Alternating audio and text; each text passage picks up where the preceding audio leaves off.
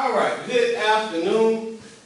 My name is Jason Bothwell. This is my stakeholder activity 2 for Jacksonville State University summer 2018 semester. Today we will have a brief faculty meeting before session 2 of summer school starts. Session 1 has just ended. Our kids are currently at lunch, and the second wave of teachers will now be on campus to receive those students back to pick up the second half of the day. What we want to quickly start off with is the agenda that you have in front of you. We quickly will be talking about your sign in and sign out procedures for the summer and how they apply to the school safety plan. Some quick on-campus enrichment programs that were shifted to our neighboring elementary school campus, physicals for athletes, your professional developments for the summer lunch schedule, dual enrollment students, and then our early release procedure for the month of July. For signing in and signing out procedures, we want you to understand that we want to have a safe campus first. That's why we're requiring you to sign in and sign out. Now, I understand that we are all salary workers, and not all the time it requires us to log in and log out and that sort of thing, because our pay is our pay and it's not an hourly situation. However, with the amount of construction going on campus and the amount of workers leaving campus and coming in and out of the buildings while students are present, we want to take the best safety precautions as possible with knowing who's coming on campus and who's leaving off campus. And that includes teachers as well. Normally, if you guys ask us to do something or leave campus during your duty-free periods, we're very open to that. We just need to know who's here and who's not here.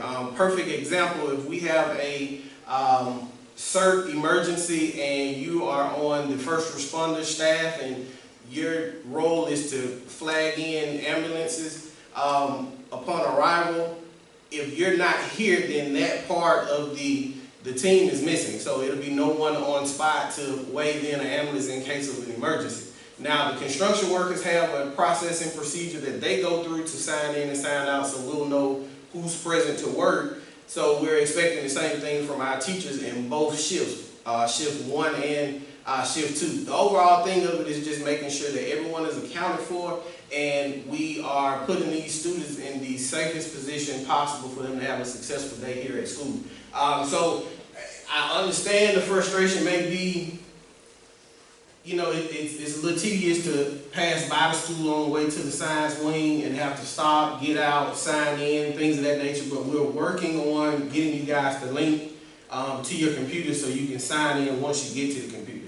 But it's just as simple as signing in, signing out. If you're running to grab something to eat and coming back, just put your employee ID number in the computer, leave campus, and when you come back in, put it back in and let us know that you're back on campus. Is there any questions in regards to the signing in and signing out? And if you have a better system or you feel like you have an idea that can make this work a little smoother with the weeks that we have left to go, shoot me an email or write it in your notes on your agenda and leave it on the way out of the door, and we can set a meeting time to where we can sit down and talk about it to kind of put it into action. Our part 2 of our college-bound athlete seminar, if you remember part 1, we had it in the auditorium in the early part of the fall for student athletes. We probably had about 65 parents to come out along with their student athletes. Well, we're having a part 2 to that seminar. Because of the construction and the remodeling, our auditorium will not be available. So if anybody asks, and we are putting this on our school webpage, if anyone asks, that seminar will be June 27th at 6 p.m. at Burner Elementary School, which is right next door to us. So we'll have signs and stuff out, but if anyone asks in passing, just pass that word along and let them know that the site has changed, but the meeting/seminar itself will still be going on. Also in the realm of athletics, most of you are coming from coaching duties coming into the school for this for your shift of working, be sure to remind your athletes about the physicals that DCH Medical is putting on. The added incentive of it this year is that DCH will not only give our athletes physicals, but they will also offer physicals to employees of the Tuscaloosa City School System. So with that, you know, we have our pre-screenings during the year. Sometimes we miss them, sometimes we don't, but what we can guarantee is that we'll have an influx on our next paycheck of what's been deducted from insurance. So if we can get in to get that physical, that'll be great, and that'll kind of allow you to bypass that pre-screening during the school year, and it'll definitely help with your health verifications as the school year goes on. Any questions? Questions? Is that open to spouses as well? I think if they're included to your insurance, I think so. Anyone that's on the insurance should be eligible to do it. Professional developments during school hours. Now, I know professional developments, they come literally at the blink of an eye. Sometimes scheduled, sometimes impromptu. However, you are still responsible for finding your sub during the summer months. Now, the drawback to that is this. We know we use Kelly services to find subs. However, substitutes go on vacation just as we do. All right, so a lot of times we can set them or set absences up and they never get picked up. Our idea or suggestion to you would be to ask a neighboring coach that's on campus that may need something to do in the afternoon or for a full day to pick up that $75. And it's quicker than setting that absence and then waiting and waiting and waiting. It kind of mirrors when you need someone to watch your class when you're leaving early. You make sure that you have someone, make sure that they commit, let us know so we can verify that they've committed to it.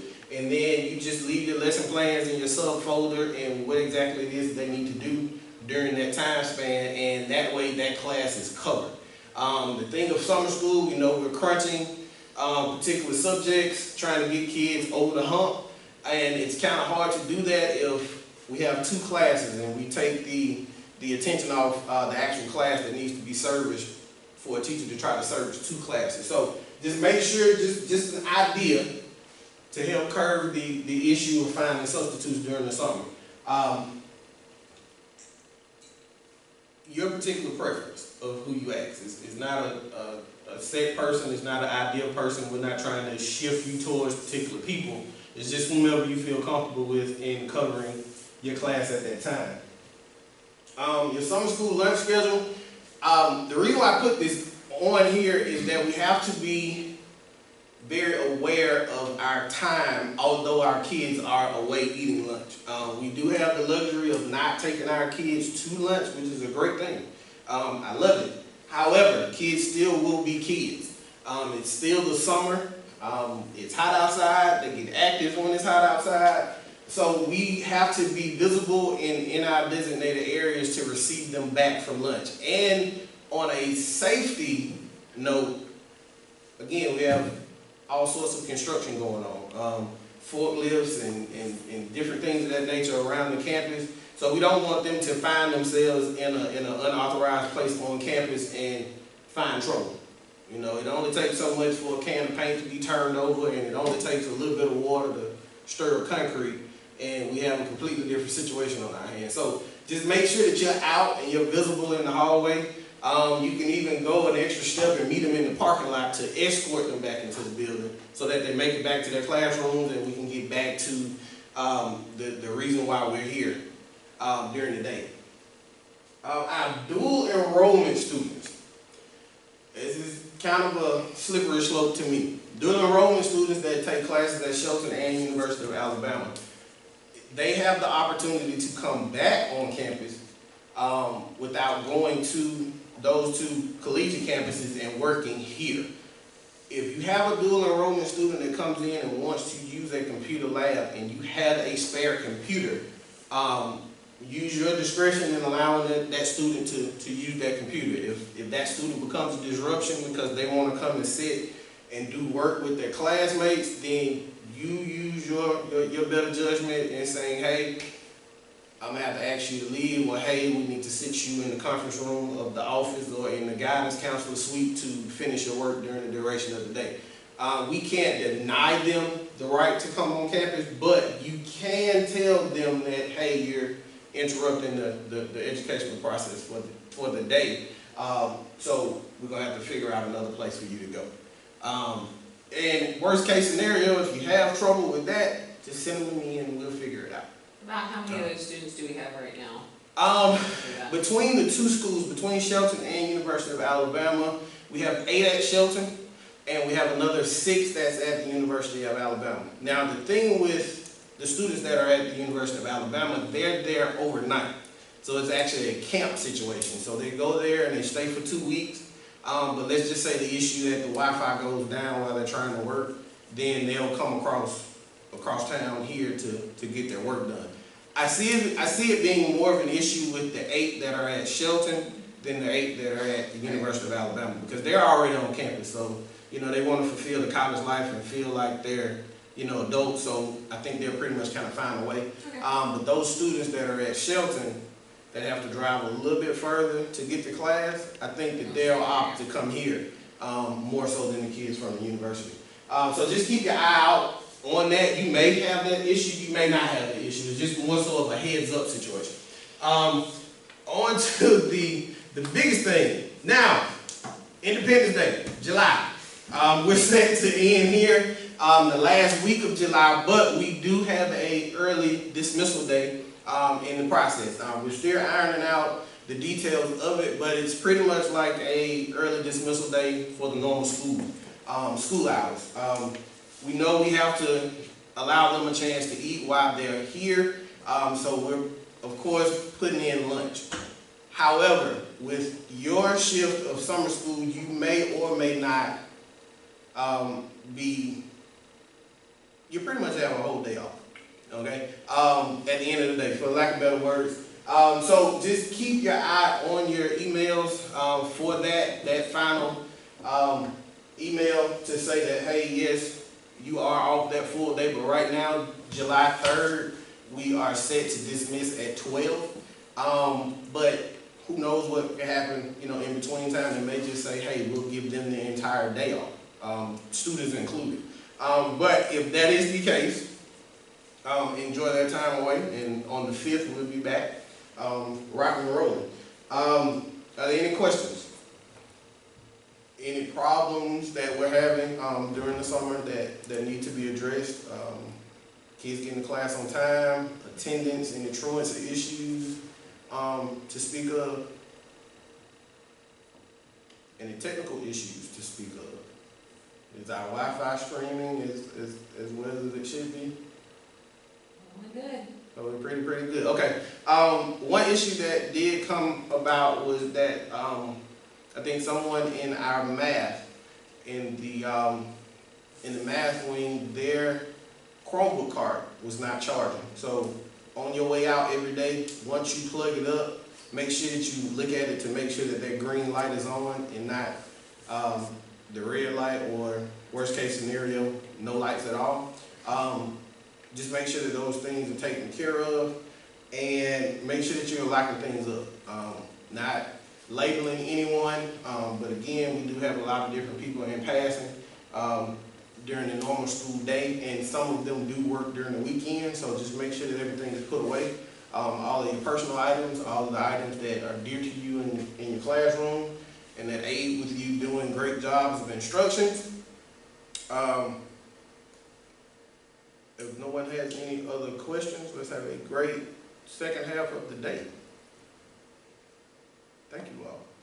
This concludes my faculty meeting stakeholder activity number 2. My name is Jason Bothwell, Jacksonville State University, summer 2018 semester.